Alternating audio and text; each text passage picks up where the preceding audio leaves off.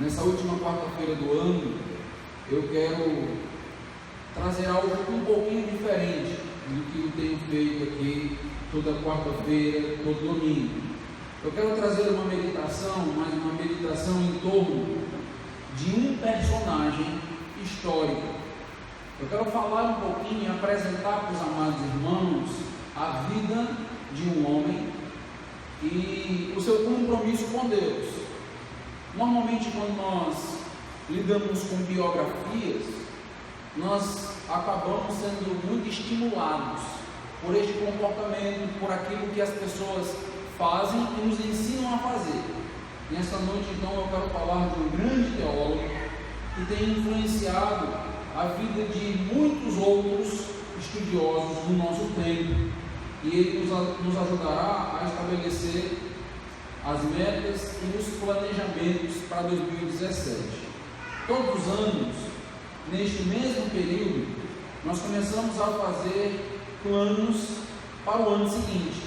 Isto é normal, é natural e eu acredito ser saudável fazer isso, fazer planos. Muitos alvos, muitos propósitos, muitos objetivos.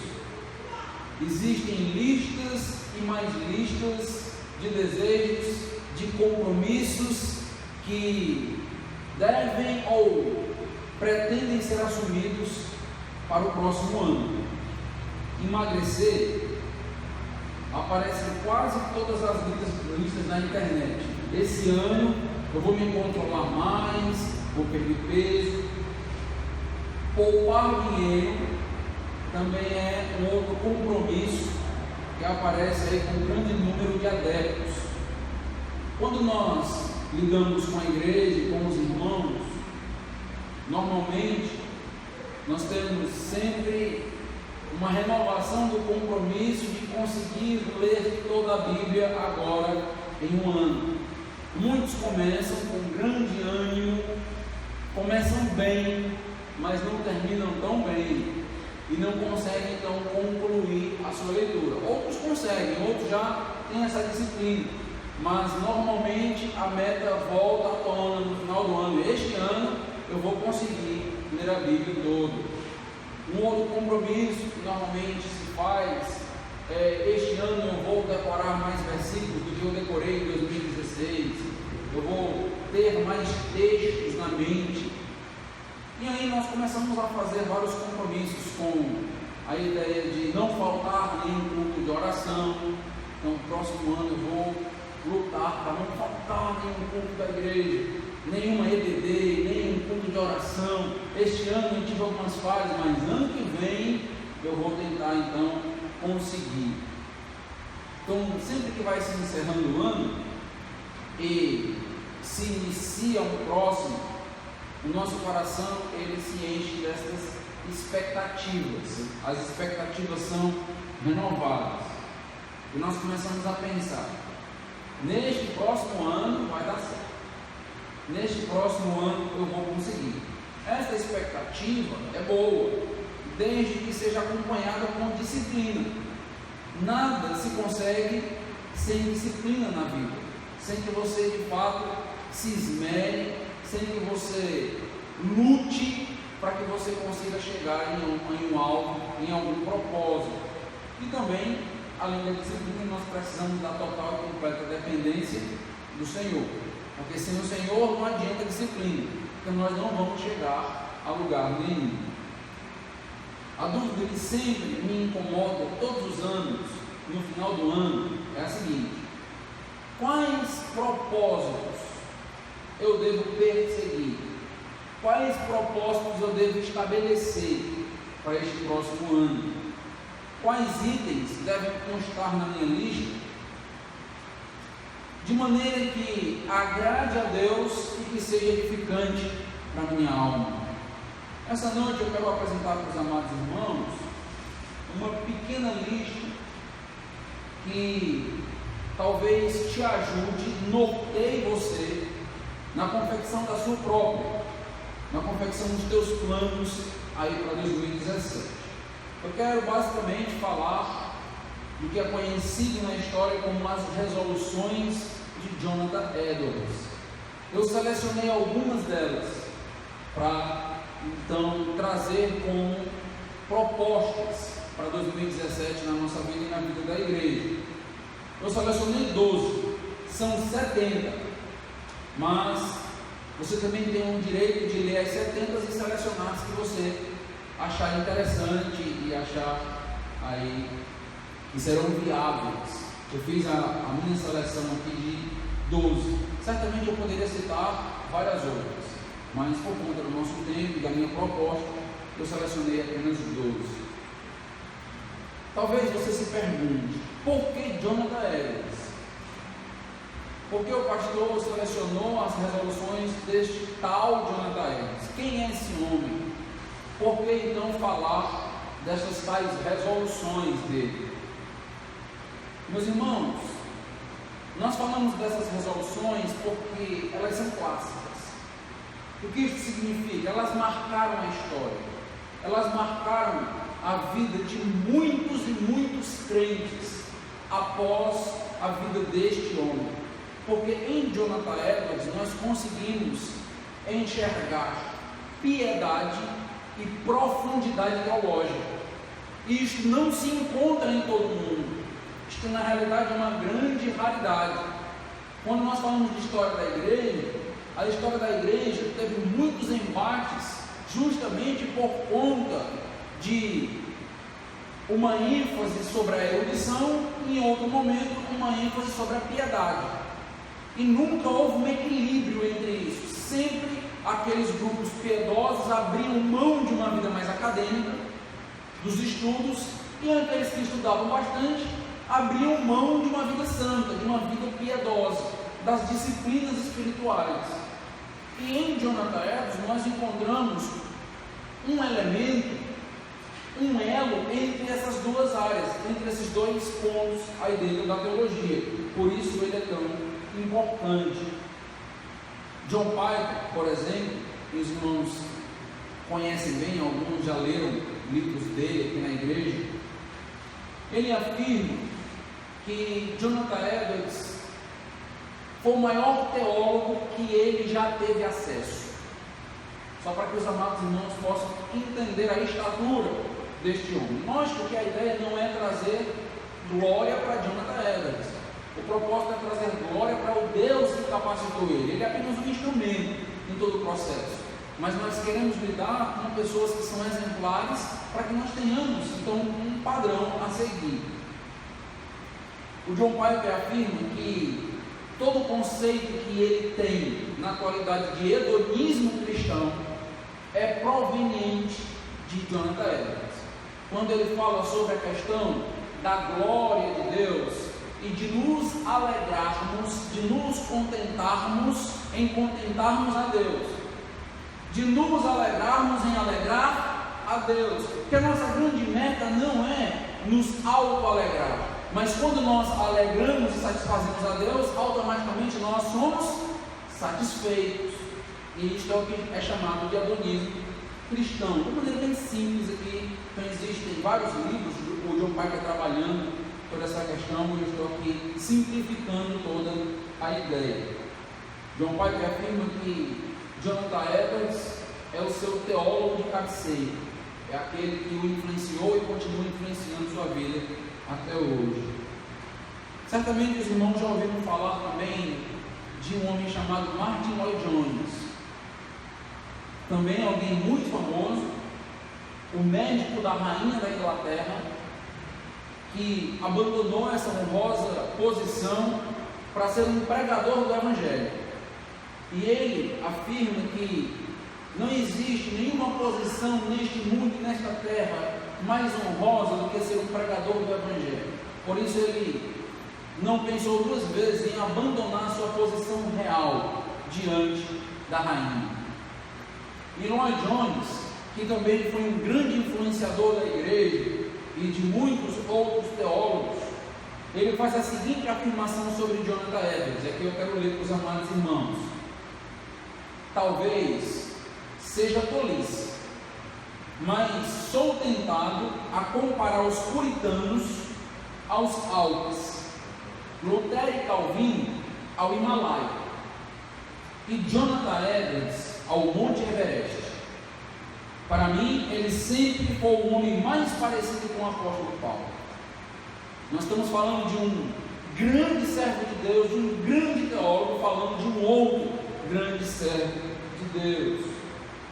Eu quero dar para os amados irmãos algumas informações biográficas de Jonathan Edwards, para que você possa conhecê-lo e entender um pouco.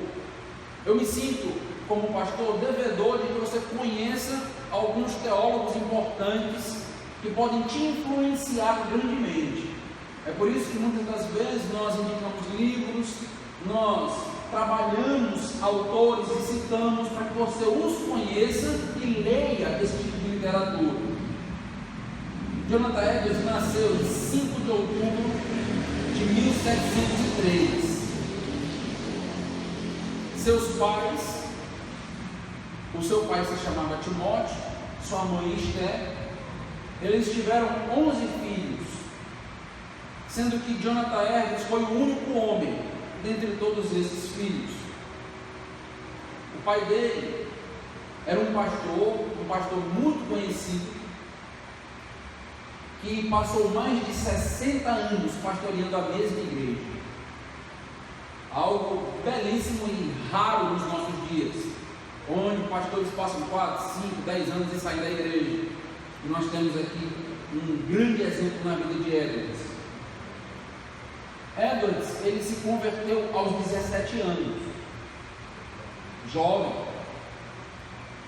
Mas isso não significa que foi o primeiro contato que ele teve com o Evangelho e com a teologia. Na realidade, desde muito pequeno, Jonathan Edwards já foi influenciado por sua mãe, uma mulher muito piedosa, e por seu pai, que estavam ali sempre ensinando a palavra de Deus para os seus 11 filhos.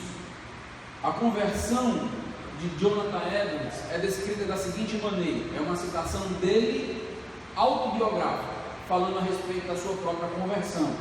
Ele faz a seguinte afirmação: veio a minha alma como se estivesse espalhando-se nela um senso da glória do ser divino, um novo senso, totalmente diferente de qualquer coisa que eu já havia experimentado antes. Comecei a ter um novo tipo de percepções e ideias sobre Cristo, sobre a obra redentora e os gloriosos caminhos da salvação por meio dele. Jonathan Edwards se converte e ele é daqueles exemplos que após a sua conversão ele cresce espiritualmente de uma maneira fantástica, grandiosa. Nós sabemos que o amadurecimento na vida dos crentes acontece de maneira diferente. Alguns amadurecem instantaneamente, acontece algo muito rápido, um efeito muito grande na vida desta pessoa. 2, 3 anos a pessoa evoluiu e cresceu de uma maneira maravilhosa. Já outros crescem de uma maneira mais lenta. Jonathan Edwards cresceu de maneira bombástica.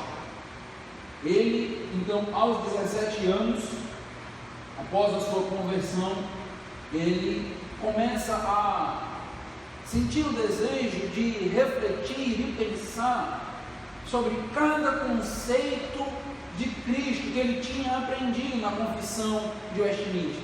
E ele começa então a repensar toda a teologia que foi ensinada para ele e as implicações práticas na vida dele. Então ele começa a aprofundar toda a sua teologia. Aos 18 anos, ele escreve as suas 70 resoluções. Se converteu aos 17 anos. Aos 18 anos, ele escreve uma obra que vai modificar a história de muitos e muitos cristãos a partir do contato com essas resoluções. Jonathan Edwards afirma que aquelas diretrizes, aquelas resoluções, seria para ele uma espécie de controle que ele usaria para projetar a sua vida, seus relacionamentos, seu falar, seus desejos, sua atividade. A ideia é que ele pudesse então ter um planejamento compromissado com o Evangelho, de maneira que ele pudesse medir a sua vida, de maneira que ele pudesse saber se ele estava de fato crescendo, mês após mês, ano após ano, se aprofundando no conhecimento de Deus.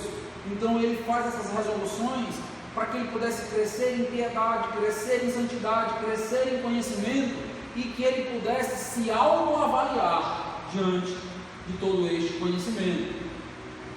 Jonathan Edwards, ele é conhecido na história como um pastor teólogo reflexivo, porque muitas das biografias falando sobre ele vai trazer à tona as suas reflexões. Ele era um homem que investia tempo na reflexão, na meditação.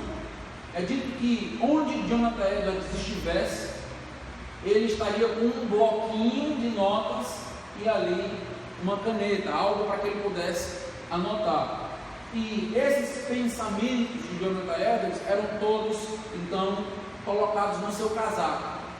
Conta-se histórias bem interessantes sobre ele, quando ele fazia passeios a cavalo, por exemplo, e ele saía para meditar num bosque, a cavalo, levando a sua Bíblia, o seu bloquinho, e quando ele voltava, as pessoas praticamente não reconheciam Jonathan Edwards, porque ele voltava com um casaco repleto de anotações, então anotações por todos os lados, e isto fazia com que ele pudesse se aprofundar em cada conceito. Então era um homem que lia a Bíblia, mas ele se aprofundava na Bíblia, ele buscava entender as palavras, ele buscava entender a teologia, e não foi por acaso que ele fez tanta diferença dentro do cristianismo. Edwards se casou com Sarah em 1728, então ele tinha aí 25 anos, ele nasceu em 1703. Ele teve aí uma crise vocacional. É bem interessante ler sobre isso, porque Jonathan Edwards ficou analisando, após o seu ingresso na universidade, após o seu mestrado, se ele seguiria a carreira acadêmica ou se ele se dedicaria ao pastorado. Essa foi uma grande luta na vida dele, porque ele era simplesmente brilhante dentro da academia.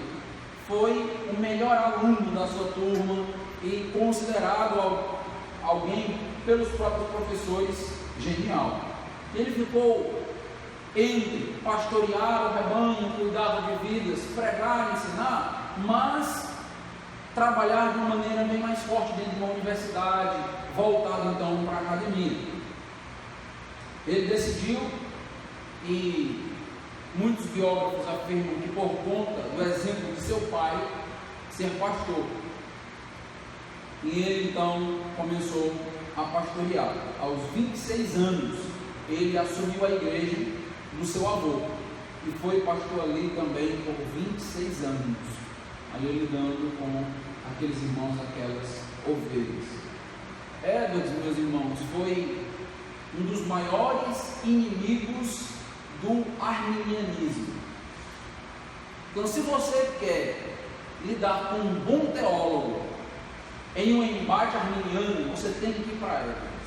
Você tem que conhecer Edwards, como ele lida com a soberania de Deus na salvação, como ele lida com o livre-arbítrio. Então, Edwards, ele é genial ao lidar com essas questões. Tanto que até hoje, quando nós vamos falar a respeito da soteriologia, nós indicamos e trabalhamos conceitos dele para explicar alguns pontos que muitas das vezes não são tão fáceis de compreender ou de entender. Ele escreveu muito sobre a soberania de Deus. Muitas das suas mensagens trabalhavam a ideia de um Deus autodeterminante, que determinava todas as coisas no sentido incondicional, de que ele fazia de acordo com o beneplácito da sua própria vontade. A vida e a trajetória de Edwards é marcada por um momento bem interessante. É marcado pelo que nós conhecemos como avivamento. Houve um avivamento no ministério de Jonathan Edwards em 1734, na Nova Inglaterra. Edwards começa uma série de mensagens na sua igreja, e nessa série ele começa a tratar sobre justificação pela fé. Interessante essa temática, né? Porque essa temática transformou e mudou a vida de outros grandes nomes. E durante esta sequência, essa série, ele começa a perceber Deus agindo de uma maneira sobrenatural no meio da congregação, naquela região que ele vivia. E sobre aquele momento, sobre este reavivamento, Edwards testemunhou, ele escreveu, ele disse o seguinte: a cidade parecia estar cheia da presença de Deus. Ela nunca esteve tão cheia de amor, nem tão cheia de alegria. Havia notáveis sinais da presença de Deus em quase todas as casas. Todos estavam concentrados na adoração pública. O avivamento que Edwards participa, ele se evidencia por uma transformação grandiosa nos arredores da igreja. Por isso que ele afirma que em cada casa começa a haver manifestações maravilhosas, grandiosas, desta seriedade, dessa serenidade a partir da palavra de Deus. Edwards, escrevendo sobre o avivamento, ele afirma que para que tenhamos um verdadeiro avivamento, nós precisamos ter critérios. Isso é muito interessante, porque hoje em dia se fala muito de avivamento e não se entende o que é avivamento. E Jonathan Edwards, então, ele escreve, ele faz uma mensagem para explicar 5 pontos que deveriam estar dentro de um avivamento. Sem esses pontos, nós não poderíamos chamar aquilo que estava acontecendo de avivamento. E esses 5 pontos nos norteiam até hoje. Todas as vezes que se fala de avivamento, esses 5 pontos voltam à tona. Deixe-me citar para os amados irmãos. Jonathan Edwards afirma o seguinte: todo avivamento, primeiro, aumenta a consideração das pessoas por Jesus como Filho de Deus e Salvador do mundo. Segundo, todo avivamento leva as pessoas a partirem de suas corrupções e lascívias rumo à justificação de Deus. Terceiro, todo avivamento aumenta o respeito das pessoas pelas Sagradas Escrituras. Quarto, todo avivamento estabelece a mente das pessoas nas verdades objetivas da fé revelada. Quinto, o avivamento evoca genuíno amor por Deus e pelo próximo, pelo homem. Então esses 5 pontos são mencionados por Jonathan Edwards porque começa a se haver uma confusão na época dele sobre aqueles eventos e momentos chamados ou classificados como avivamento. E ele então trabalha essas evidências, essas características de um verdadeiro avivamento. 2 obras de Edwards que nós poderíamos falar bastante sobre elas, são importantíssimas para a igreja, para qualquer pregador, para qualquer crente. São intituladas Pecadores nas mãos de um Deus irado. Se você nunca leu esse texto, você não conhece tão bem sobre o inferno. Ah, mas eu ouvi a pregação do pastor Carlos em Apocalipse. Muito do que eu usei foi Jonathan Edwards. Ele é uma referência falando sobre isso.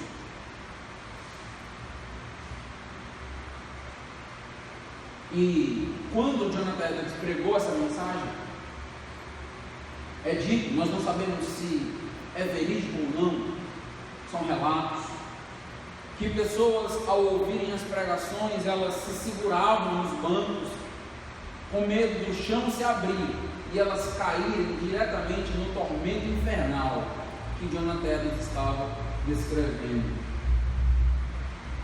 Jonathan Edwards escreveu uma outra obra, que é considerada por muitos a obra magna, a grande obra de Jonathan Edwards. E esta obra é chamada Afeições Religiosas. Infelizmente, nós não temos essa obra em português. Ela não foi traduzida. Mas se você lê inglês, é um dos maiores bens que você faz para a sua alma.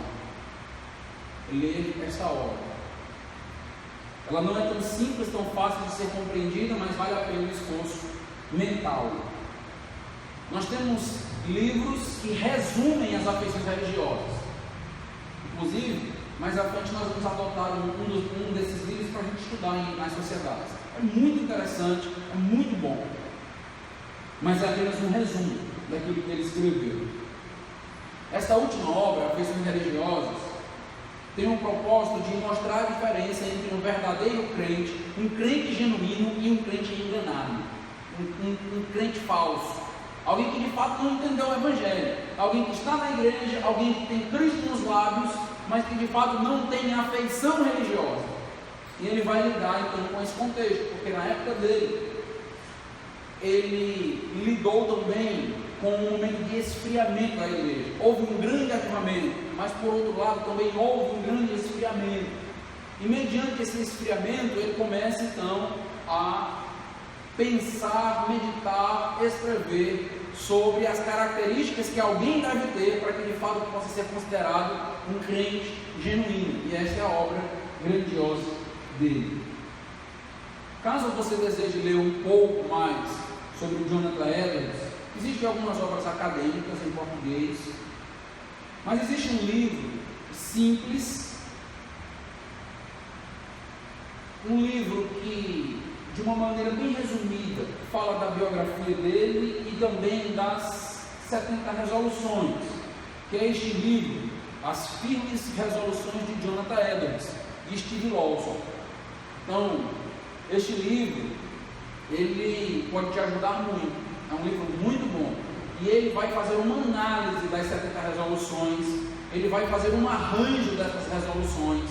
Então fica aí a dica para 2017. Pastor, eu não sabia que livro ler. Opa, chegou! Então as 70 resoluções aí de Jonathan Edwards em Steve Lawson. Steve Lawson tem escrito sobre vários autores, e um deles, esse é um dos primeiros livros que Steve Lawson lançou ou foi traduzido para o português e que nós temos acesso. Meu propósito, então, com essas afirmações, é que você entenda um pouco a respeito de quem é Jonathan Edwards, sua influência, sua obra, para que nós possamos, então, citar as resoluções, a seletividade que eu fiz das 12 resoluções. E a minha proposta é que cada resolução desta que eu for lendo, você possa, meditando, refletindo, se faz sentido você colocar também na sua lista de propósitos para 2017. Então eu vou basicamente ler aqui algumas para que os irmãos possam conhecer. Lembrando que essas resoluções foram feitas quando ele tinha 18 anos de idade. E o que isso significa? Isto mostra que seriedade e compromisso não depende de idade, depende de coração, depende de pessoas sérias servindo a Deus. 18 anos de idade, alguns de nós diríamos, não, ele não tem o que dar, ele não tem o que ensinar, mas ele simplesmente revolucionou todo aquele período, todo aquele conceito. Então deixe-me citar aqui algumas das resoluções. Resolução de número 5. Resolvi jamais desperdiçar um só momento do meu tempo. Pelo contrário, sempre buscarei formas de torná-lo o mais proveitoso possível. Jonathan Edwards, ele acaba de tocar num ponto muito interessante dos nossos dias, que é justamente a mordomia do tempo, onde nós acabamos perdendo muito tempo com aquilo que de fato não traz uma edificação genuína. Muito tempo com a internet, muito tempo com o WhatsApp, muito tempo com o Facebook, muito tempo com vídeos, filmes, seriados, livros que de nada edificam, quando na realidade nós precisaríamos de ter tempo para aprofundar os nossos conceitos teológicos, para meditarmos então naquilo que nós ouvimos no domingo à noite, naquilo que nós aprendemos numa escola bíblica dominical, cada conceito, cada verdade, cada texto. Jonathan Edwards toma essa decisão, e eu te aconselho, em 2017, decidir parar de perder tempo com coisas inúteis, ou coisas que não edificam. Esta é a 5ª resolução, e todos nós precisamos dela, porque de fato um dia prestaremos conta com Deus do nosso tempo. John Piper afirma que um dos propósitos do Facebook e das redes sociais é justamente nos tornar indesculpáveis diante de Cristo quando nós estivermos prestando conta e dissermos: nós não tivemos tempo para ler, nós não tivemos tempo para orar, nós não tivemos tempo para evangelizar, e as redes sociais evidenciarão que nós perdemos muito tempo. Resolução de número 16: resolvi nunca falar mal de ninguém. Eita, resolução difícil. De forma tal que afete a honra da pessoa em questão, nem para mais nem para menos, sob nenhum pretexto ou circunstância, a não ser que possa promover algum bem e que possa trazer um real benefício. Mordomia dos lábios, cuidar daquilo que nós falamos, e falamos tanto de maneira tão impensada, falamos tanto aquilo que não edifica, aquilo que destrói, usamos os nossos lábios muitas das vezes para destruir uma harmonia da igreja local, usamos os nossos lábios para denegrir um irmão em Cristo Jesus, usamos os nossos lábios para fofocar, usamos os nossos lábios de maneira tão errada, tão equivocada. Não é por acaso que Tiago diz que aquele que domina a língua é perfeito varão. Meus amados irmãos, tomemos uma resolução para 2017, controlemos mais os nossos lábios, falemos menos mal dos outros, falemos mais o que edifica, o que constrói. Lembre-se disso quando você tiver aquela coceirinha na mente para falar mal dos outros, quando o seu coração estiver propenso a soltar um veneno. Lembre-se disso. Eu tomei uma resolução: não falar aquilo que prejudica ou vai denegrir a imagem de alguém. Resolução de número 16. Resolução 17: resolvi viver de tal forma que estivesse sempre vivendo o meu último suspiro. O que Jonathan Edwards está afirmando nesta resolução é que ele está resolvendo viver como se aquele dia fosse o último dia da sua vida, fazendo aquilo que ele faria no último dia da sua vida. Jonathan Edwards aqui não está sendo enganado por aquela ideia de que não, nós podemos então ir vivendo de qualquer jeito, de qualquer forma, até que Cristo nos leve. Não. A ideia de Jonathan Edwards é: se você soubesse que hoje você iria prestar contas com Deus, que Deus iria te tirar, te levar, como você viveria? Pois é assim que você deve viver todos os dias. E esta deve ser a nossa proposta para o dia da nossa vida. Esta deve ser a proposta. Resolução de número 34: resolvi nada falar que não seja inquestionavelmente verídico e realmente verdadeiro em mim. Uma pessoa que decide ser completamente honesta em todas as suas palavras, não usar de recursos para omitir, para enganar, para conseguir, para conquistar, não usar de recursos para poder ganhar mais dinheiro no comércio no próximo ano, mas ser honesto consigo mesmo. Meus amados irmãos, isto é algo que nós precisamos decidir também, viver uma honestidade conosco. Não adianta a gente ter uma vida que apareça para os outros, não adianta as pessoas olharem para a minha vida e acharem que eu tenho um status de santidade, um status de espiritualidade, um status de religiosidade, quando de fato eu não sou, e eu preciso aprender a ser honesto comigo mesmo. E é o que Jonathan Edwards está nos ensinando.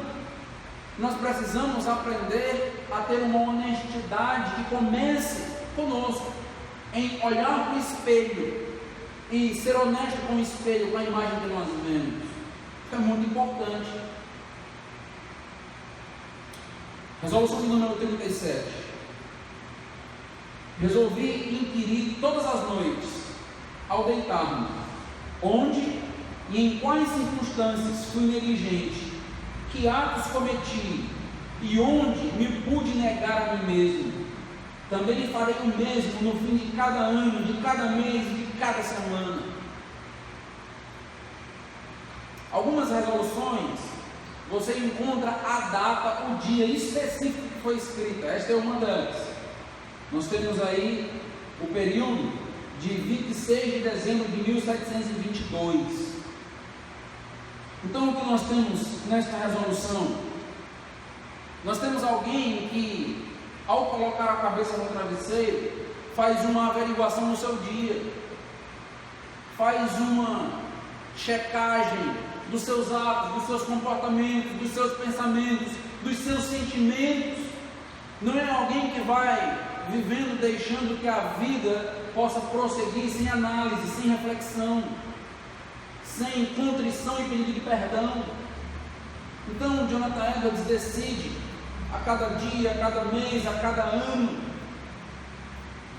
tomar a decisão de ser alguém reflexivo em relação aos seus próprios atos e atitudes. Nota que a ideia não é que nós estejamos analisando a vida dos outros, é você analisando a sua própria vida, os seus próprios atos, os seus próprios sentimentos. Até mesmo quando nós fazemos algo para Deus, podemos fazer com um coração mal intencionado, simplesmente para receber aplausos, para receber glória, para ser reconhecido. Precisamos analisar cada sentimento que brota no nosso coração, sentimento de ira, sentimento de alegria. Por que eu me alegrei com isto?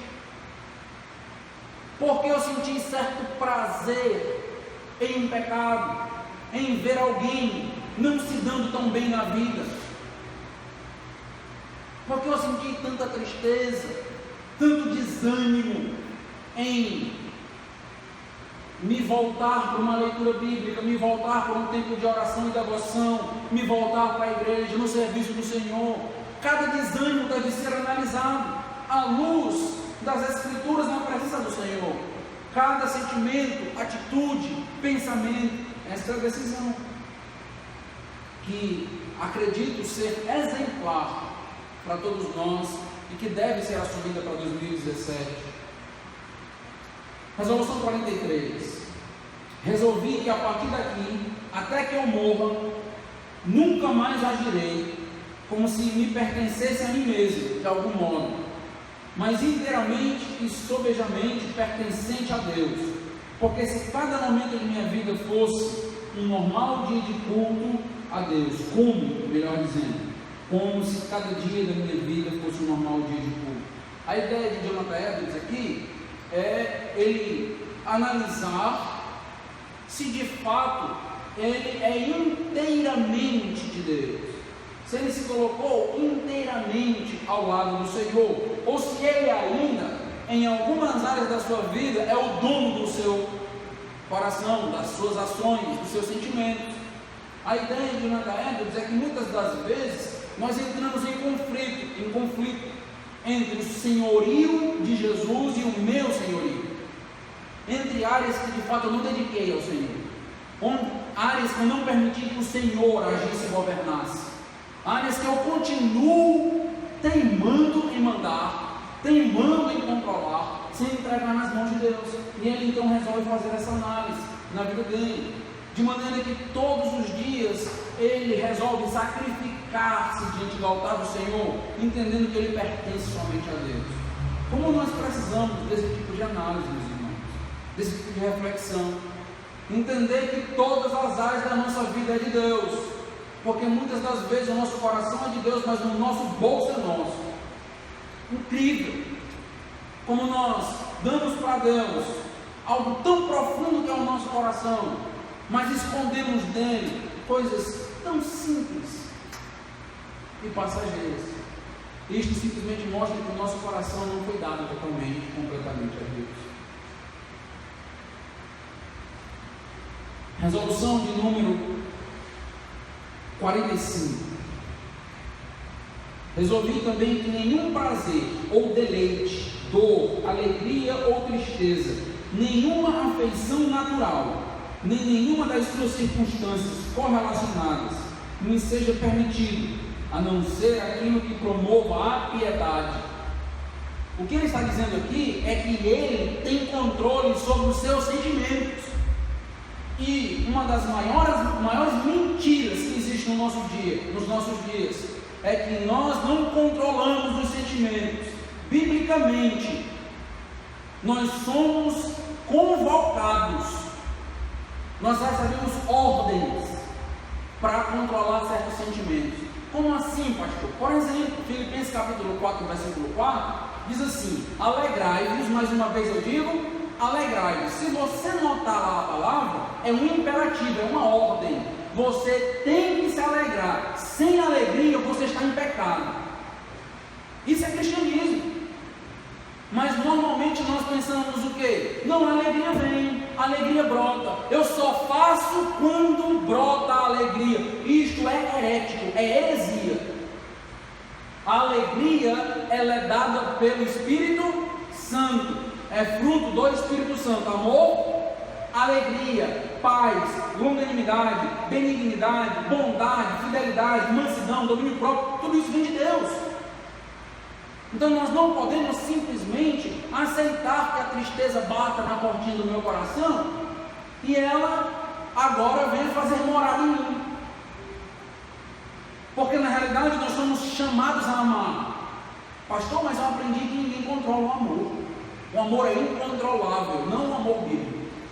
Porque quem controla o amor que você deve ter é o Espírito Santo de Deus. Quem controla a alegria que você deve ter é o Espírito Santo de Deus. Isso não quer dizer que nós não vamos ter momentos de tristeza, momentos de dificuldade, não é isso. Mas que nós devemos lutar todos os dias para não sermos controlados por isso, para não sermos levados pelos sentimentos. No lugar dos sentimentos nos controlarem, nós somos chamados a controlar os nossos sentimentos. Esta é a decisão. E essa decisão faz uma grande diferença em nossas vidas. Porque quantas das vezes nós já acordamos tristes? Aconteceu já com você? Como um dia que escreveu um livro chamado Discipulado. É outro livro que, se você ler em 2017, vai mudar um bocado de coisinha aí na sua vida. É um pouquinho difícil, mas vale muito a pena. Resolução 54. Já estamos caminhando para o encerramento. Sempre que ouvir falar algo sobre alguém que seja digno de louvor e dignificante e possa ser em mim também, resolvi tudo encetar para conseguir o mesmo em mim e por mim. A ideia é, todas as vezes que ouvir que alguém fez algo para Deus, ouvir que alguém fez algo elogiável, ele tomou uma decisão de lutar para que ele também pudesse ter aquelas qualidades, aquelas características.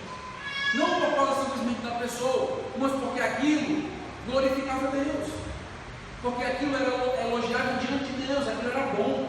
Então ele começa a olhar para boas referências na vida dele, ao redor dele, para que ele possa copiá-los. Então é o que acontece, por exemplo, com Paulo, quando Paulo diz que nós devemos ser seus imitadores, como ele é imitador de Cristo.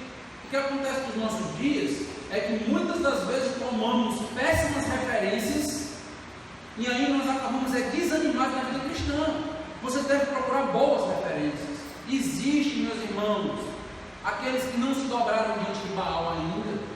Às vezes nós ficamos tão incrédulos diante dos crentes, diante de líderes, pastores, que nós acabamos muitas das vezes achando que todos são farinha do mesmo saco. Isso é um absurdo. Existem homens seríssimos na obra de Deus ainda, mulheres seríssimas na obra de Deus ainda, e eu preciso procurá-los, e quando achar, entender que é ouro em pó. Uma vida santa, piedosa, diante do Senhor é ouro em pó para a minha vida. E eu tenho tentado fazer isso no decorrer da minha vida cristã. Tenho tentado buscar grandes homens, grandes servos do Senhor, que possam ser referência para o meu ministério, referência para a minha vida. E eu louvo ao Senhor porque encontrei. Não encontrei muitos, mas encontrei alguns que de fato sempre me desafiam a ser um pastor melhor, um pai melhor, um marido melhor, um cidadão melhor. Esta é uma proposta para 2017. Resolução de número 67. Resolvi que depois de situações aflitivas, avaliarei em que aspectos me tornei diferente por elas, em quais aspectos melhorei meu ser e que bem me adveio através dessas mesmas situações. O que ele está afirmando é que todas as vezes que passar por uma situação difícil, vai buscar aprender com aquela situação. Não vai passar pela situação por passar. Tem muita gente que passa por grandes e difíceis situações e não tira nada para a sua vida, não cresce, não amadurece. Então, a decisão é: estou passando por algo difícil, tenho que crescer. Eu tenho que enxergar o que Deus quer me ensinar com tudo isso. Quais são os pontos que vão elevar minha alma, que vão trazer maturidade espiritual. Esta é a decisão dele. Então, você passou por muitos momentos em 2016, momentos difíceis, grandes lutas. Louvado seja Deus por cada lição que você aprendeu, por cada louvor que saiu dos teus lábios. Em 2017, não deixe de passar essas oportunidades. Diante dos momentos difíceis, aprenda. Não é por acaso que um dos discípulos de Jonathan Edwards, John Piper, escreve um artigo nos ensinando a como glorificar a Deus com câncer. E ele entende que até mesmo o câncer, uma doença tão danosa, pode nos ensinar tanto a respeito de Deus, a respeito de nós mesmos. Não deixemos passar as oportunidades que Deus nos dá de aprender quem Ele é, de experimentar o seu amor, de entender quem nós somos. Resolução de número 70. Que haja sempre algo benevolente toda vez que eu falo. Toda vez que eu falo, seja algo produtivo, que traga para as pessoas um desejo de se aproximar de Deus, um desejo de glorificar mais a Deus, que seja de fato algo construtivo, edificante. Isso não significa que todas as vezes que você falar, você vai usar os jargões da autoajuda. Você é vitorioso, você pode. Olha que palavras boas, né? Você pode, você é forte. Não é isso. É você organizar, você controlar, policiar os seus lábios, para que aquilo que saia dos teus lábios glorifique a Deus. E se glorificar a Deus, vai trazer benefício às pessoas que estão ao nosso redor. E aí tem mais duas resoluções que eu coloquei aqui, não vou citá-las para não ficar tão grande esse tempo. Então eu te aconselho a poder conhecer um pouco mais de autores clássicos, de grandes teólogos que viveram em momentos bem diferentes dos nossos.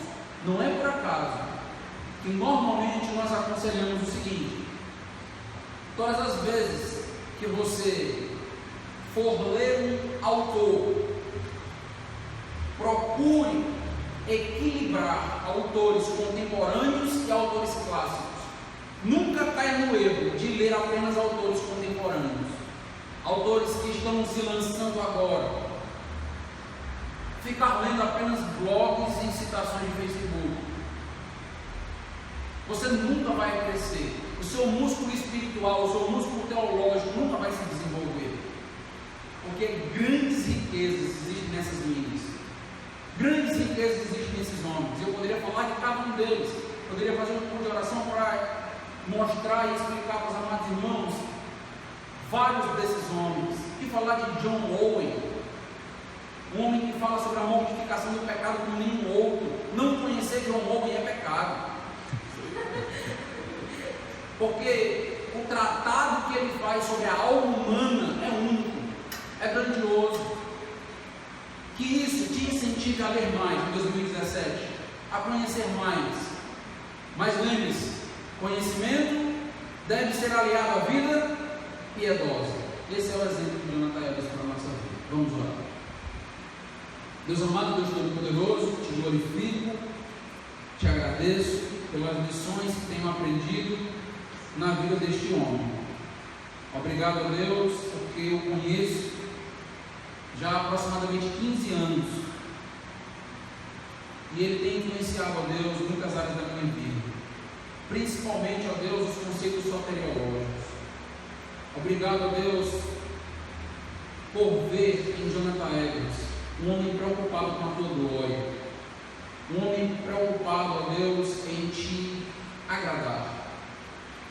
Que em 2017, nós como igreja, venhamos a desenvolver mais e mais, crescer mais e mais, e que, ó Deus, possamos nos comprometer com resoluções espirituais, que de fato, ó Deus, possam ser medidas, mensuradas no final do ano, que as nossas decisões para 2017 sejam analisadas e avaliadas no final do ano, para que nós possamos, ó Deus, entender o nosso crescimento espiritual. Nos dá esse crescimento, em nome de Jesus te pedimos. Amém.